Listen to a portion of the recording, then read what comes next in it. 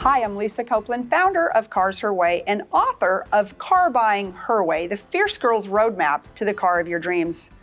Probably the most asked question I get from my customers is, should I buy it or should I lease it?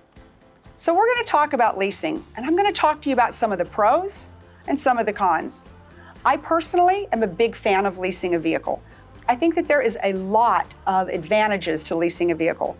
I think most importantly, technology is changing on a minutely basis.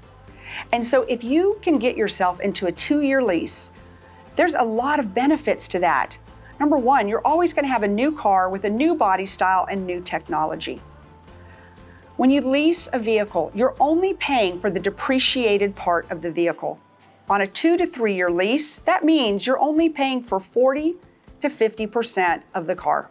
What does that mean to you? It means a lower payment. It means the fact in a lease that the bank is going to take the hit if there's any depreciation.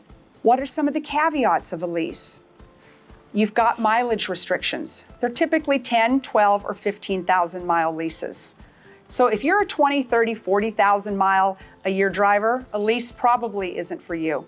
Are you self-employed? Many times if you're self-employed, there's a lot of great tax advantages to a lease. A lot of manufacturers, you'll see, they run all kinds of deals and specials on leases that they don't do on purchases. You see, the manufacturers like getting those cars back sometimes, so they can put them into the auctions and help dealers have what we call CPOs, which are certified pre-owned vehicles. So if you're out there and you're shopping for your next vehicle, definitely ask for a proposal on a lease, but make sure to understand number one, what are the early termination fees, if any?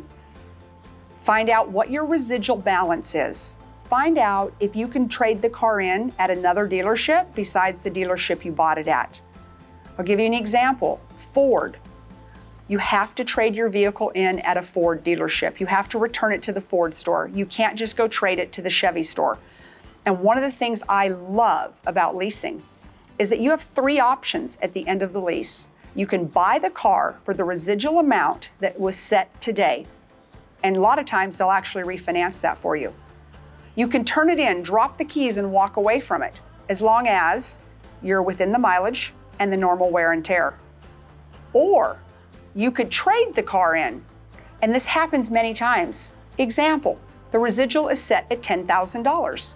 The dealer gives you a $12,000 value on the car. That $2,000 worth of equity is yours to be able to trade in on your next vehicle. And sometimes it goes the other way. The vehicle has depreciated so heavily in the market that that vehicle that has a $10,000 residual on it is worth $6,000 at the termination of your lease. At that point, you just drop the keys and walk away. There's not really anything I don't like about a lease, but you've got to do your homework. You've got to be a good consumer. Also, check out my book, Car Buying Her Way, and you can get even more tips about buying your next vehicle.